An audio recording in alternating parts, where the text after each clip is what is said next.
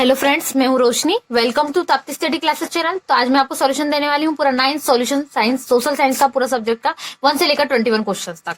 तो यदि आपने चैनल को सब्सक्राइब नहीं करा है तो फटाफट सब्सक्राइब कर लीजिए ताकि आपको सारे solution test paper revision test paper फटाफट मिल सके, और साथ ही अपने फ्रेंड्स के साथ इसे शेयर भी करिए ताकि सारे आपके फ्रेंड्स को भी इसका सॉल्यूशन मिल सके। तो चलिए स्टार्ट करते हैं। तो हमें सोशल साइंस का फर्स्ट पेपर खंड अ सॉल्व करने वाले, और इसके साथ ही मैं आपको सारा प्रोजेक्ट वर्क भी देने वाली हूँ। आप बिल्कुल टेंशन मत लीजिए। आप पहले सोशल साइंस का रिविजन टेस्ट पेपर अच्छे से सॉल्व कीजिए, उसके बाद मैं आपको इसका प्रोजेक्ट भी देने वाली हूँ, फिर आप उसको भी सॉल्व कर सकते हैं। तो चलिए खंड अ की ओर बढ़ते हैं। तो क्या है हमारा पहला क्वेश्चन, हमें सही विकल्प चुनकर लिखना है। और पहले दिया गया है 1791 के फ्रांस के संविधान के अनुसार सक्रिय नागरिक कौन थे। तो हमारे कुछ ऑप्शंस है। तो पहला है 25 वर्ष के ऊपर के पुरुष महिलाएं या जिन्हें मत देने का अधिकार था और जो राजतंत्र में सक्रिय थे, और आखिरी है इनमें से कोई नहीं। तो हमारे लिए क्या है, दोनों जिन्हें मत देने का भी अधिकार था और जो 25 वर्ष के ऊपर के पुरुष और महिलाएं भी थे। तो यहाँ से हमारा आंसर क्या हो जाएगा, तो 25 वर्ष के पुरुष और महिलाएं दोनों क्या थे, यहाँ पर अधिकार दोनों को सक्रिय नागरिक थे, यानी कि 25 वर्ष के पुरुष भी और महिलाएं भी, पुरुष महिलाएं दोनों क्या थी, यहाँ पर देने के अधिकार थे इनको, नागरिक सक्रिय नागरिक थे। अब बढ़ते नेक्स्ट क्वेश्चन की ओर। तो जो कि क्या है, हमें यूरोप के रेडिकल समूह के लोग समर्थक थे। तो किसके समर्थक थे, बहुमत पर आधारित शासन के, विशेषाधिकार का विरोध के, उपयुक्त दोनों, या इनमें से कोई नहीं। तो देखिए यूरोप के रेडिकल समूह क्या थे, बहुमत पर आधारित शासन के भी समर्थक थे और विशेषाधिकारी भी। तो आंसर क्या आएगा हमारा, उपयुक्त दोनों। अब बढ़ते थर्ड क्वेश्चन की ओर, जो कि क्या है, कर्क रेखा किस राज्य से नहीं गुजरती है। तो हमारे ऑप्शन है राजस्थान, छत्तीसगढ़, उड़ीसा, त्रिपुरा। तो क्या है, किस राज्य से होकर नहीं गुजरती है, तो इन राजस्थान, छत्तीसगढ़, गुजरात, त्रिपुरा, इन सभी राज्यों से होकर क्या गुजरती है, कर्क रेखा। परंतु उड़ीसा एक ऐसा है मात्र राज्य है जिससे कर्क रेखा नहीं गुजरती। तो हमारा आंसर क्या होगा, उड़ीसा। अब बढ़ते हैं नेक्स्ट क्वेश्चन की ओर, जो कि क्या स्थायी पूंजी कौन सी नहीं है। तो औजार, मशीन, रॉ मटेरियल या भवन। रॉ मटेरियल मतलब कच्चा माल, तो क्या होगा हमारा आंसर, स्थायी पूंजी कच्चा माल नहीं है। भवन, औजार, मशीन सभी हमारे किसमें आते हैं, ये सभी हमारे स्थायी पूंजी, हम इन पे निवेश करते हैं। तो रॉ मटेरियल क्या हो गया हमारे लिए, आंसर हो गया। अब बढ़ते हैं प्रश्न क्रमांक 2 की ओर। तो प्रश्न क्रमांक 2 हमें क्या दिया गया है, सही जोड़ी बनाना हमें यहाँ पे, और ब में मिलान करना हमें। एक कॉलम 1 और कॉलम 2 दिए गए हैं। तो पहला हमारा लोकतंत्र। तो लोकतंत्र का क्या आएगा, शासन का ऐसा रूप है जिसमें शासकों का चुनाव लोग करते हैं। मतलब ये प्रजातंत्र या लोकतंत्र है जिसमें लोग ही चुनाव का करते हैं कि कौन यहाँ पे सत्ता संभालेगा। तो अब बढ़ते हैं नेक्स्ट की ओर। तो भीमराव रामजी अंबेडकर कौन थे, तो इनमें से क्या आएगा हमारा आंसर, प्रारूप कमेटी के अध्यक्ष है भीमराव अंबेडकर। अब नेक्स्ट है कि हमारा एक स्थलीय भाग जो 3 ओर से समुद्र से घिरा हो उसे क्या कहा जाता है, जो तीनों तरफ से पानी से समुद्र से घिरा हो क्या कहलाता है, द्वीप कहलाता है। अब बढ़ते हैं फोर्थ की ओर कि सूचना प्रौद्योगिकी के अंतर्गत क्या आएगा। तो क्या आएगा सूचना प्रौद्योगिकी, हम कंप्यूटर के द्वारा, संगणक हम इसको कहते हैं। तो सूचना प्रौद्योगिकी का सारा कार्य हम इसके द्वारा करते हैं। अब बढ़ते हैं प्रश्न क्रमांक 3 की ओर, जो कि क्या है, रिक्त स्थानों की पूर्ति कीजिए। तो पहला हमें चर्च द्वारा किसानों से वसूल किया जाने वाला कर कौन सा कर कहलाता था। तो चर्च द्वारा किसानों से वसूल किया जाने वाला कर ददमांश कर, या हम इसको बोलते हैं तीसरे। तो यहाँ पर हो गया हमारा आंसर। हमारा क्या है, सेकंड। तो सेकंड है हमारा भारत का सबसे पूर्वी देशांतर खालिस्तान है। मतलब हमें बताना है सबसे पूर्वी देशांतर में हमें कितनी डिग्री का मिलेगा। तो 97 डिग्री यानी 97 डिग्री 25 रेडियन पूर्व में हमें क्या मिलेगा, हमें सबसे पूर्वी देशांतर भाग हमारा मिल जाएगा। अब बढ़ते हैं थर्ड की ओर। हर साल भारत में 26 जनवरी को कौन सा दिवस मनाया जाता है। जैसे कि सभी जानते हैं हर साल 26 जनवरी को गणतंत्र दिवस मनाया जाता है। तो इसका आंसर हुआ गणतंत्र दिवस। अब बढ़ते चौथे क्वेश्चन की ओर, जो कि क्या है, प्रति 1000 पुरुषों पर महिलाओं की संख्या को क्या कहा जाता है। तो प्रति 1000 पुरुषों पर महिलाओं की संख्या को क्या कहा जाता है, लिंगानुपात कहा जाता है। तो हमारा आंसर क्या होगा, लिंगानुपात। तो अब बढ़ते हैं नेक्स्ट क्वेश्चन नंबर 4 की ओर। प्रश्न क्रमांक 4 क्या दिया गया, एक शब्द या एक वाक्य में उत्तर देना हमें। सभी प्रश्न यहाँ पे एक अंक के हैं। तो पहला है हमारा दास कैपिटल की रचना किसने की थी। तो किसने की थी, कार्ल मार्क्स ने की थी। तो यहाँ पर मैंने सन भी लिख दिया है कि कब की थी, तो 1867 में। यदि आपको आए 1867 में कब की थी, तो 1867 मतलब 1867। और यदि किसने की थी, तो कार्ल मार्क्स ने की थी। मोस्ट इंपॉर्टेंट है, दास कैपिटल की रचना हमेशा पूछी जाती है। अब है सेकंड क्वेश्चन, भारत के उन द्वीप का नाम बताइए जो प्रवाल भित्ति के बने होते हैं। तो कौन कौन से प्रवाल भित्ति के, तो यहाँ पे हमें लक्षद्वीप, अंडमान निकोबार द्वीप समूह, मालवान और मन्नार, इनमें से आप जो चाहे वो लिख सकते हैं। तो यहाँ पर मैंने 2 लिखे हैं, आप चाहे तो 1 भी लिख सकते हैं। यहाँ पे हमारे लिए ओनली 1 नंबर का क्वेश्चन है, इसलिए हम यहाँ पर 1 भी इंक्लूड कर सकते हैं। और यदि जाता आता है 2 से 3 अंक में, तो हम सारे द्वीपों के नाम भी लिख सकते हैं। आपको जो अच्छा लगेगा आप इसमें वो लिख सकते हैं। अब बढ़ते प्रश्न क्रमांक 3 की ओर। तो दक्षिण अफ्रीका का लोकतांत्रिक संविधान बनाने में कौन सा टकराव सबसे महत्वपूर्ण था। तो कौन सा टकराव सबसे महत्वपूर्ण था, स्त्री और पुरुषों और गोरे अल्पसंख्यक और अश्वेत बहुसंख्यकों का। तो ये क्या था, सबसे बड़ा टकराव था दक्षिण अफ्रीका में। तो फोर्थ क्वेश्चन हम बढ़ते हैं। तो पालमपुर गांव की कोई एक गैर कृषि क्रियाओं का नाम लिखिए। इसकी पालमपुर गांव की तो गैर कृषि क्रिया बहुत सारी, तो मैंने यहाँ 2 बताई है। या तो छोटे निर्माण फर्मों को चलाना आप लिख सकते हैं, या परिवहन साधन जैसे रिक्शे तांगे इनको उपलब्ध कराना, ये भी आप लिख सकते हैं। तो आप दोनों में से कोई एक लिखिए। यहाँ पर मैंने ऑब्लिक लिखा है, मतलब दोनों में से कोई एक लिखना है आपको, दोनों नहीं लिखेंगे आप। आपको जो सरल जाता है, छोटे निर्माण फर्मों को चलाना लिखिए या तो परिवहन साधन उपलब्ध कराना को लिखिए। तो यहाँ पर आप डिटेलिंग लिख सकते हैं कि रिक्शे तांगे इनको आदि को उपलब्ध कराना होता है। अब बढ़ते प्रश्न क्रमांक 5 की ओर, जो कि क्या दिया गया, हमें सत्य असत्य चुनकर लिखना है। तो पहला हमें, इंग्लैंड के जाने माने उद्योगपति रॉबर्ट ओवेन क्या समाजवादी थे? तो हाँ, रॉबर्ट ओवेन समाजवादी थे, बहुत बड़े समाज सुधारक भी। तो ये क्या है, हमारे लिए सत्य है। दूसरा है, नर्मदा नदी का उद्गम स्थल अमरकंटक है। तो बिल्कुल सत्य है, नर्मदा नदी का उद्गम स्थल क्या है, अमरकंटक है। अब बढ़ते हैं नेक्स्ट क्वेश्चन की ओर। तो लोकतांत्रिक संविधान में शासन प्रमुख का नाम का प्रावधान रहता है। तो क्या है, ये सत्य है। अब बढ़ते हैं फोर्थ क्वेश्चन की ओर। कालाबाजारी अर्थव्यवस्था हिस्सा होता है? तो कालाबाजारी अर्थव्यवस्था का हिस्सा होता है क्या? नहीं, कालाबाजारी बिल्कुल अर्थव्यवस्था का हिस्सा नहीं होता है। तो क्या होगा, ये असत्य होगा। अब बढ़ते हैं नेक्स्ट क्वेश्चन की ओर, प्रश्न क्रमांक 6 की ओर। तो प्रश्न क्रमांक 6 हमें अति लघु उत्तर दिया गया है, जो कि कितने अंक के हमारे लिए, सब 2-2 अंक के। तो हमें 1 से 2 लाइन में इसका उत्तर लिखना है। तो पहला क्वेश्चन है, 2 दार्शनिकों के नाम लिखिए जिनके विचारों ने फ्रांसीसी क्रांति को प्रभावित किया। तो अब यहाँ पे आप 2 दार्शनिक के नाम पूछे तो 2 ही लिखे, आगे ना लिखे, क्योंकि ज्यादा हमारे लिए वैल्यू नहीं है। यदि आपको और ज्यादा लिखना तो आप लिख भी सकते हैं, ऐसा कोई ये नहीं है। तो अब यहाँ पे हमने क्या लिखे, 2 दार्शनिकों के नाम लिखे। मैंने लिखे रूसो व मॉन्टेस्क्यू, 2 ऐसे दार्शनिक थे जिनके विचारों ने फ्रांसीसी क्रांति को प्रभावित किया। तो यहाँ पर ये हो गया हमारा कंप्लीट। तो अब बढ़ते हैं नेक्स्ट क्वेश्चन की ओर, क्वेश्चन नंबर 7 की ओर, जो कि क्या दिया गया है, उन देशों के नाम लिखिए जो क्षेत्रफल में भारत से बड़े हैं, अथवा भूगर्भीय प्लेटें क्या है लिखिए। तो यहाँ पर मैंने उन देशों के नाम लिखे जो क्या क्षेत्रफल में भारत से बड़े, यानी कि भारत के क्षेत्रफल से ज्यादा निम्नलिखित देशों के क्षेत्रफल है। तो मैंने यहाँ कितने लिखे, हमारे से ज्यादा भारत 7वें नंबर पे आता है क्षेत्रफल की दृष्टि से विश्व में। तो मैंने उन 6 देशों के नाम लिखे जो भारत से पहले आते। तो पहला है रूस, कनाडा, तीसरा है चीन, चौथा है अमेरिका, 5वां है ब्राजील और 6वां है ऑस्ट्रेलिया। तो यहाँ पर आप 6 देशों के नाम लिख लिए। अब 7वें नंबर पर तो भारत आता है, तो भारत के पहले के ही नाम लिखना था। तो यहाँ प्रश्न क्रमांक हमारा 7वां कंप्लीट होता है। अब बढ़ते प्रश्न क्रमांक 8वीं की ओर। तो प्रश्न क्रमांक 8वें में हमें क्या दिया गया है, नेल्सन मंडेला के जीवन और संघर्ष के बारे में हमें संक्षिप्त टिप्पणी लिखना है, अथवा लोकतंत्र के पक्ष एवं विपक्ष में कोई 3 तर्क लिखना है। तो यहाँ पर मैंने लोकतंत्र के पक्ष और विपक्ष को इस प्रकार से लिखा है। आप चाहे तो पहले लोकतंत्र के पक्ष के बारे में इसी तीनों को डिटेलिंग दे सकते हैं, और लोकतंत्र के विपक्ष में इनको पॉइंट के ना देके पूरा डिटेलिंग लिख सकते हैं। तो मैंने यहाँ पॉइंट वाइज दिया ताकि और अच्छे से डिक्लेयर हो और हमें नंबर और प्लस पॉइंट मिले। तो मैंने पहला लिख दिया, लोकतंत्र का पक्ष क्या है, ये हमें क्रांति से सुरक्षा तो देता है, पर इसका विपक्ष ये है कि योग्यता और गुण की अपेक्षा यहाँ बहुमत को महत्व दिया जाता है। मतलब यदि कोई व्यक्ति योग्य नहीं है तो भी वो क्या है, बहुमत है उसके पास, तो वो अपना कार्य पूरा कर सकता है। उसी प्रकार व्यक्तित्व के विकास के अवसर यहाँ पे मिलेंगे लोकतंत्र के, मतलब व्यक्ति खुद चुनता है यहाँ पर यहाँ दल प्रणाली और गुटबंदी का प्रभाव है। मतलब एक दल, कोई भी एक दल बना लेता है और उसी दल को महत्व दिया जाता है, इस प्रकार यहाँ बता सकते हैं। तीसरा मैंने यहाँ बताया है स्वतंत्रता व समानता की प्राप्ति है, और चौथा यहाँ पर हमें स्वतंत्रता मिलती है, मतलब हमारे पास अधिकार है कि हम अपना नेता खुद चुन सके। लेकिन यहाँ अनुत्तरदायी शासन होता है, जैसे कि हमने चुन तो लिया, पर यदि वहां गुटबा दिया, दल का हो गया वहां पर प्रणाली, तो हमें क्या होगा, हमारे जो नेता हमने जिसको शिक्षित योग्य को चुना है वहां पर वो नहीं बन पाएगा। तो यहाँ पर हमें क्या है, लोकतंत्र के पक्ष और विपक्ष का बता दिया है। आप चाहे तो इसको विभिन्न प्रकार से कर सकते हैं। अब प्रश्न क्रमांक 9 की ओर बढ़ते हैं, जो कि क्या है, लघु उत्तरीय प्रश्न। तो प्रश्न क्रमांक 9 में हमें आर्थिक और गैर आर्थिक क्रियाओं में कोई 3 अंतर लिखना था। उसका अथवा था प्राथमिक, द्वितीयक और तृतीयक क्षेत्रों में किस तरह की आर्थिक क्रियाएं संचालित होती है, एक एक उदाहरण सहित समझाइए। तो यहाँ पर क्या बताया मैंने, यहाँ पर मैंने प्राथमिक, द्वितीयक और तृतीयक क्षेत्रों को समझाया है और उनके उदाहरण भी लिखे कुछ। तो किस प्रकार होगा, तो प्राथमिक क्षेत्र में होगा, यह क्षेत्र अर्थव्यवस्था का वह क्षेत्र है जो प्राकृतिक संसाधनों का सीधा उपयोग करता है। इसमें कौन कौन से हमें उदाहरण दिए थे, तो मैंने उदाहरण बताए। इसमें कृषि, वानिकी, मछली पकड़ना और खनन भी शामिल है। प्राथमिक क्षेत्र आमतौर पर कम विकसित देशों में सबसे महत्वपूर्ण होता है। जो विकसित देश नहीं है, जो कम विकसित है, वहां सबसे ज्यादा इसका इंपॉर्टेंस है।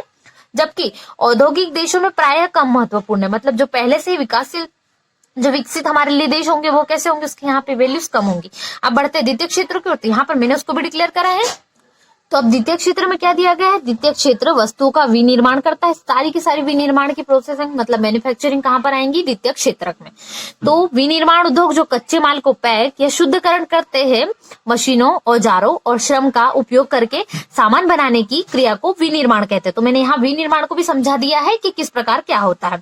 तो विनिर्माण से तैयार माल यानी मैन्युफैक्चरिंग के बाद में जो माल तैयार होगा उपभोक्ताओं द्वारा उपयोग किया जा सकता है। तो यहाँ पर मैंने द्वितीय क्षेत्र को समझा दिया। बढ़ते हैं तृतीय क्षेत्र की ओर। तो तृतीय क्षेत्र में हमें क्या दिया गया है, तृतीय क्षेत्र में व्यापार, परिवहन, संचार, बैंकिंग, शिक्षा, स्वास्थ्य, बीमा, बैंकिंग आदि सेवाएं शामिल है। इसके अंतर्गत व्यापार, संप्रेषण, वित्त, पर्यटन, सूचना, अर्थव्यवस्था के तृतीय क्षेत्र को सेवा क्षेत्र भी कहते हैं।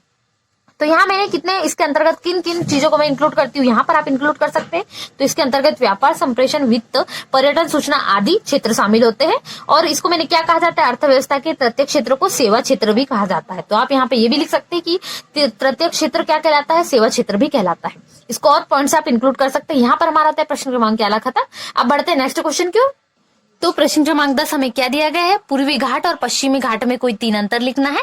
और इसका अथवा है बांगर और खादर में हमें कोई 3 अंतर, दोनों में हमें अंतर 3-3 ही लिखना है। तो मैंने यहाँ पर बांगर और खादर मिट्टी में कोई 3 अंतर लिखे। तो बांगर और खादर में किस प्रकार अंतर होगा, तो मेरा पहला अंतर है ये पुरानी जलोढ़ मिट्टी वाले भूभाग है, मतलब ये पुरानी मिट्टियों से मिलकर बड़े होते हैं। दूसरा क्या है हमारा पहला अंतर खादर में ही, नवीनतम और बाढ़ मैदानों का युवा संग्रहण खादर कहलाता है। ये पहला अंतर हो गया दोनों की।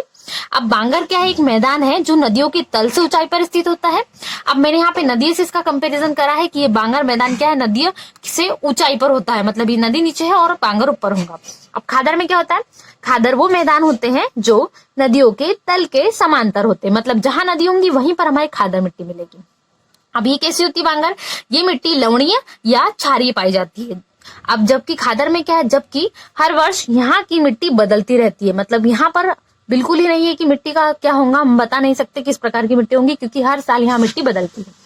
इसलिए ये उपजाऊ और प्रचुर पैदावार के लिए उपयुक्त होती है। मतलब कृषि के लिए खादर मिट्टी बहुत उपयुक्त होती है, क्योंकि हर साल बदलती है, तो इसमें बिल्कुल उपजाऊ गुण और प्रचुर मात्रा में पैदावार के लिए उपयुक्त है।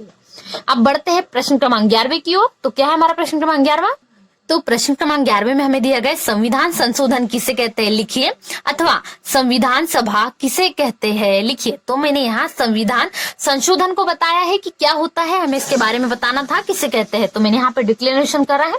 क्या है संविधान संशोधन, भारतीय संविधान का संशोधन भारत के संविधान में परिवर्तन करने की प्रक्रिया है। विधायिनी सभा में, मतलब जहां विधेयक पास होते हैं, विधायिनी सभा में किसी विधेयक में परिवर्तन, सुधार अथवा उसे निर्दोष बनाने की प्रक्रिया को संशोधन कहते हैं। संवैधानिक संशोधन की प्रक्रिया का उल्लेख लिखित संविधान का आवश्यक अंग माना गया, मतलब बहुत जरूरी है ये। संविधान के गुणावगुण परखने की कसौटी भी संविधान की प्रक्रिया है। प्रक्रिया सरल है अथवा कठोर है। कुछ देशों के संविधान का संशोधन विधि निर्माण की साधारण प्रक्रिया के अनुसार ही होता है। ऐसे संविधानों को नमनीय या सरल संविधान कहते हैं। कुछ संविधानों के संशोधन की प्रक्रिया के लिए एक विशिष्ट प्रक्रिया का अवलंबन किया जाता है। तो यहाँ हो गया संविधान संशोधन किसे कहते हैं कि हमने परिभाषा पूरी बता दी, किस प्रकार क्या होता है। अब बढ़ते हैं हम क्वेश्चन नंबर 12 की ओर। क्या है हमारा क्वेश्चन नंबर 12, तो प्रश्न क्रमांक 12 यहाँ से हमारे दीर्घ उत्तरी प्रश्न चालू होते हैं। तो क्या है, फ्रांसीसी क्रांति के तात्कालिक कारण क्या थे, अथवा फ्रांसीसी समाज में महिलाओं का जीवन कैसा था। तो यहाँ पर मैंने फ्रांसीसी क्रांति के तात्कालिक कारण क्या थे वो बताए हैं। आप चाहे तो यहाँ पर बता सकते हैं फ्रांसीसी समाज में महिलाओं का जीवन कैसा था। तो यहाँ पर मैंने फ्रांसीसी क्रांति के कितने कारण बताए, यहाँ पर मैंने 4 कारणों को डिक्लेरेशन करा है। तो आप चाहे तो कम भी कर सकते हैं, क्योंकि हमें ये है, पर मैंने दीर्घ के अकॉर्डिंग इसको थोड़ा लॉन्ग लिखा आंसर। तो क्या होगा, पहला मैंने सामाजिक असमानता बताया है। तो क्या है सामाजिक असमानता, 18वीं शताब्दी में फ्रांसीसी समाज 3 एस्टेट्स में बटा था, मतलब 3 स्टेट्स में बटा था, अलग अलग हमने क्षेत्र को बांट दिए थे। जैसे कि बटा था कुलीन पादरी, और तीसरा स्टेट्स के लोग जनसाधारण वर्ग से संबंध थे, मतलब पहला कुलीन, दूसरा पादरी और तीसरा जनसाधारण वर्ग। तो पहला हो गया कुलीन, दूसरा हो गया पादरी और तीसरा हो गया जनसाधारण। इतने 3 वर्गों से संबंध थे जिन्हें कोई विशेषाधिकार प्राप्त नहीं था, मतलब बटे तो थे पर इनमें से किसी को भी विशेष प्राप्त नहीं था मत। फ्रांस की क्रांति फ्रांसीसी समाज के 2 परस्पर विरोधी गुटों के संघर्ष का परिणाम थी। तो ये हो गया क्या, सामाजिक असमानता, मतलब पूरा समाज क्या था, अलग अलग टुकड़ों में बटा था, किसी में भी एकता नहीं थी। अब बढ़ते हैं आर्थिक परिस्थितियां, जो कि मैंने सेकंड पॉइंट दिया। तो क्या है आर्थिक परिस्थितियां, फ्रांस की अवस्था संकटग्रस्त थी, राज्य दिवालियापन के कगार पर पहुंच गया था। वस्तुतः फ्रांस के राजाओं की फिजूलखर्ची तथा लुई 14वें के लगातार युद्धों के कारण शाही कोष कैसा हो गया था, खाली हो गया था। तो ये मैंने 2 पॉइंट बताया। अब मैं पढ़ती हूँ तीसरे पॉइंट की ओर। तो यहाँ पर मैंने तीसरा पॉइंट बताया है स्वतंत्रताओं का प्रभाव, और चौथा बताया है प्रशासनिक व्यवस्था। क्योंकि दीर्घ इसलिए हमें इतने बड़े आंसर लिखना ही पड़ेगा। तो हमारा है फ्रांस में शासन का अति केंद्रीयकरण था, मतलब पूरा क्या था, शासन पे ही केंद्रीकरण था। शासन के सभी सूत्र राजा के हाथों में थे, मतलब राजा जो निर्णय लेगा वही मान्य था। भाषण, लेखन और प्रकाशन पर बहुत कड़ा प्रतिबंध लगा हुआ था। राजनीतिक स्वतंत्रता का पूर्ण अभाव था, मतलब यहाँ पर मीडिया कर्मी को भी नहीं जाने दिया सकता था, कोई भाषण भी नहीं दे सकता और उनके बारे में कोई आर्टिकल्स भी नहीं लिख सकते थे। न्याय और स्वतंत्रता की इस नग्न अवहेलना के कारण लोगों का रोष धीरे धीरे क्रांति का रूप ले रहा था। मतलब लोग अंदर ही अंदर चाहते थे कि हम राजा को केंद्रीकरण से मुक्त कराए, यहाँ पर हमें लोकतंत्र चाहिए। तो प्रशासनिक व्यवस्था क्या होंगी? फ्रांस का शासन बेढंगा और अव्यवस्थित था, मतलब इसमें कोई प्रकार नहीं था किस प्रकार ढंग से कार्य करना उन्हें नहीं पता था। सरकारी पदों पर नियुक्ति योग्यता के आधार पर नहीं होती थी, मतलब योग्यता जिसको है उसको नहीं दी जाती थी नौकरी। राजा की कृपा पात्रों की नियुक्ति राज्य के उच्च पदों पर होती थी, मतलब जो चापलूसी करते थे सिर्फ उन्हीं को नौकरी दी जाती थी। भिन्न भिन्न प्रांतों में अलग अलग कानून थे, मतलब हर राज्य के लिए, हर प्रांत के लिए अलग अलग कानून थे। कानून की विविधता के चलते स्वच्छ न्याय की आशा करना बेकार था, मतलब यहाँ पर हर प्रकार से अलग अलग क्षेत्र में अलग अलग न्याय था, इसलिए यहाँ न्याय नहीं किया जा सकता था। तो यहाँ पे मैंने चारों पॉइंट को डिक्लेयर कर दिया। बढ़ते हैं नेक्स्ट क्वेश्चन की ओर। तो क्वेश्चन नंबर 30 हमें क्या दिया है? बोल्शेविकों के ने अक्टूबर क्रांति के फौरन बाद कौन कौन से प्रमुख परिवर्तन किए, किन्हीं 4 बिंदुओं को लिखिए। और उसका अथवा में क्या दिया है? निम्नलिखित में से कोई एक बारे में टिप्पणी लिखिए। तो मैंने यहाँ पे 3 ऑप्शन दिए, ड्यूमा, उदारवादी और स्टालिन का सामूहिकीकरण कार्यक्रम। तो मैंने यहाँ पर क्या बताया है? स्टालिन का सामूहिकीकरण कार्यक्रम को बताया है। तो किस प्रकार होंगे? तो मैंने यहाँ उस पर 3 पॉइंट लिखे उसके। तो पहला पॉइंट है, अनाज की कमी को देखते हुए रूस में स्टालिन ने छोटे छोटे खेतों के सामूहिकरण की प्रक्रिया शुरू की, क्योंकि उनका यह मानना था कि छोटे छोटे टुकड़े आधुनिकीकरण में बाधा डालते हैं। तो इस प्रकार क्या हुआ? अब मैं बढ़ती हूँ उसके सेकंड पॉइंट की ओर। तो इसका सेकंड पॉइंट क्या है? इसलिए राज्य के, मतलब छोटे छोटे टुकड़ों में जो करा, तो इसलिए राज्य के नियंत्रण में छोटे छोटे किसानों से उनकी जमीन छीनकर एक विशाल जमीन का टुकड़ा बनाया जाना था। अब इसका तीसरा पॉइंट क्या होगा? राज्य सभी किसानों को मजबूर करती थी कि सामूहिक खेती करे, मतलब वो छोटे छोटे टुकड़ों में नहीं, सामूहिक खेती के रूप में करना चाहती थी। तो सामूहिक खेती करने के लिए बड़ी भूमि अर्जित करना ही स्टालिन का सामूहिकीकरण प्रक्रिया कहलाया। तो उनको ज्यादा से ज्यादा भूमि अर्जित करना था, यही स्टालिन का सामूहिकीकरण प्रक्रिया कहलाता है। तो अब मैं बढ़ती हूँ प्रश्न क्रमांक 14 की ओर। तो प्रश्न क्रमांक 14 में हमें क्या दिया गया है? प्रश्न क्रमांक 14 में हमें उत्तरी मैदानों, भारत के उत्तरी मैदान पर एक संक्षिप्त टिप्पणी लिखी है। इसका अथवा दिया है, भारत के प्रमुख भू प्राकृतिक विभाग कौन कौन से हैं, प्रमुख द्वीप समूह के नाम लिखना। तो मैंने यहाँ भारत के उत्तरी मैदान पर एक संक्षिप्त टिप्पणी लिखी है। तो क्या है? मैंने यहाँ 4 पॉइंटों को बताया। तो पहला पॉइंट क्या है? उत्तरी मैदान 3 प्रमुख नदी प्रणालियों सिंधु, गंगा एवं ब्रह्मपुत्र तथा उसकी सहायक नदियों से बना है। यह मैदान जलोढ़ मृदा से बना है, ये पहला पॉइंट हो गया। इसका विस्तार 7 लाख वर्ग किलोमीटर लंबा एवं 240 से 320 किलोमीटर चौड़ा है।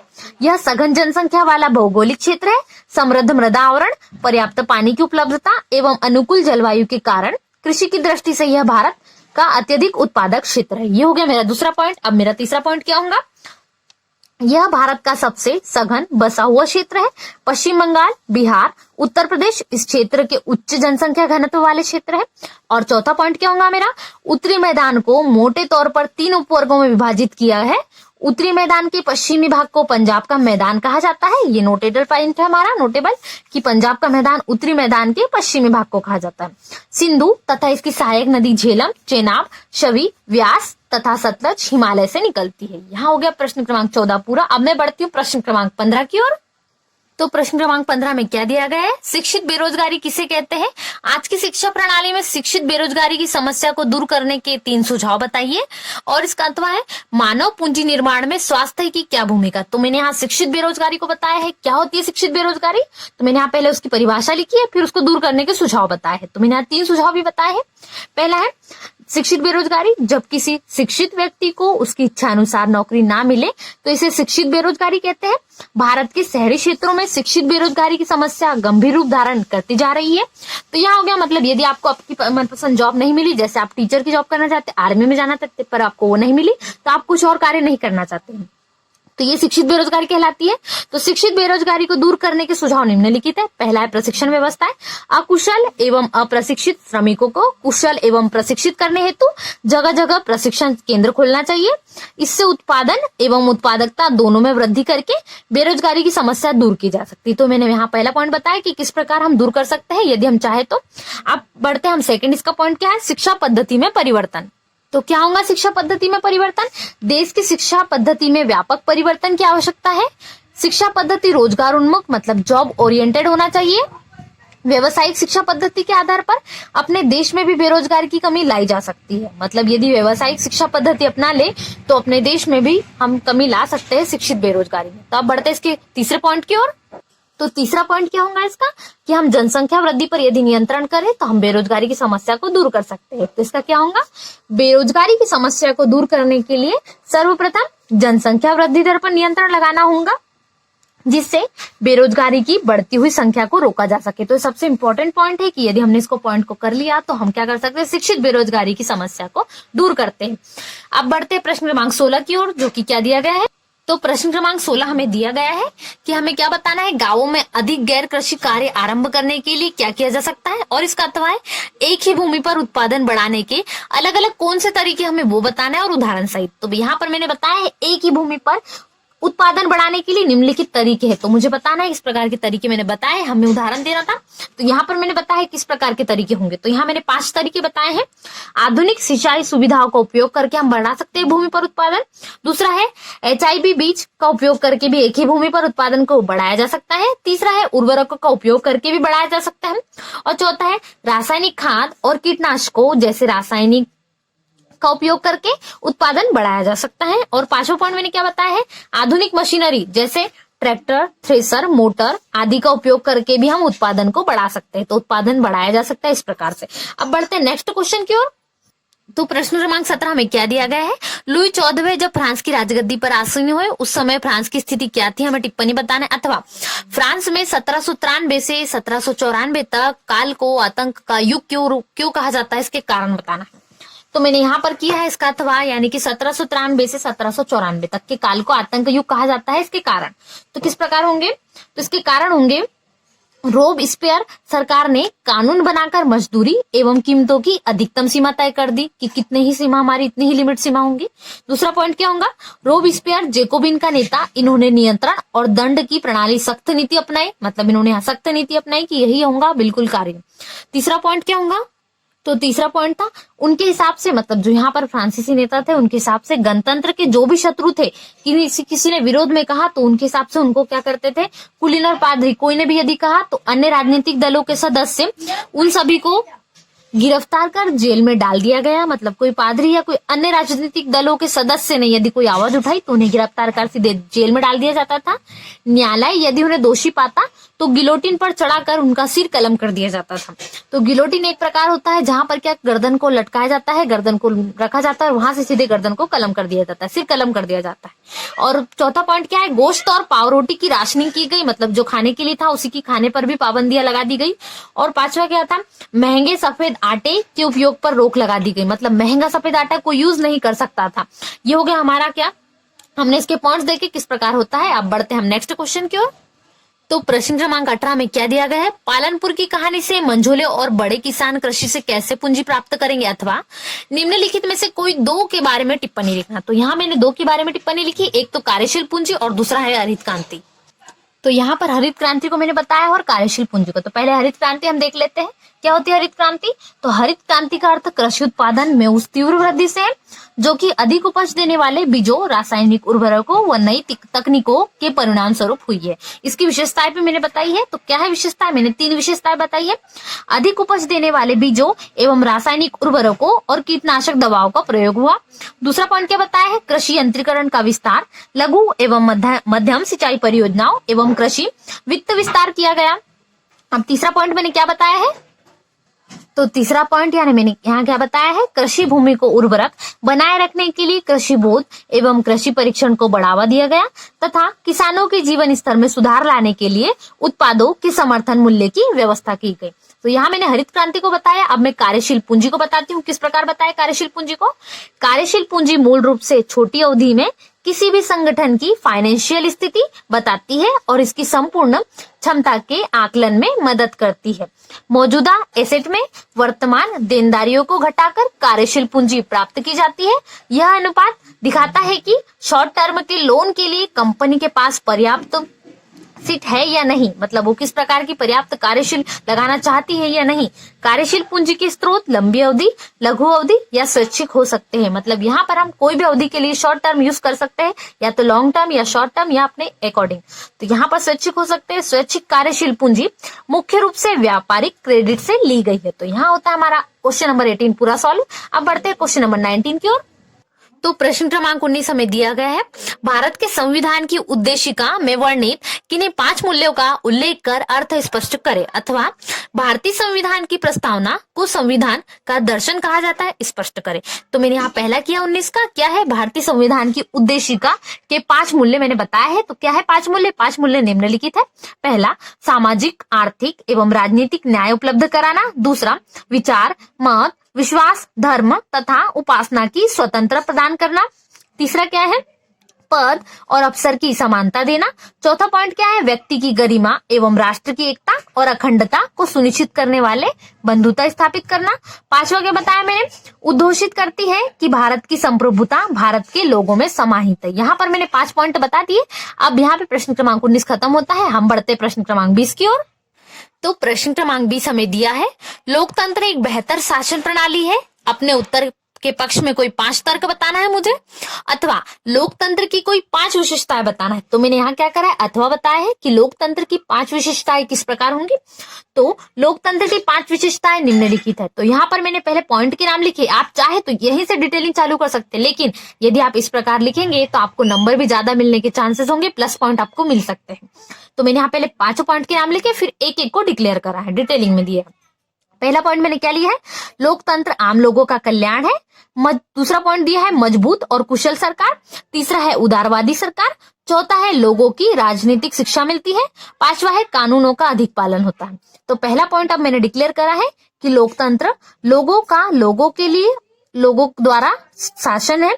लोकतंत्र में संप्रभुता लोगों के हाथों में होती है, इसलिए जनता प्रत्यक्ष और अप्रत्यक्ष रूप से होती है। मतलब यहाँ पर जनता की वैल्यू बहुत है, तो लोकतंत्र यानी जनता का ही शासन है।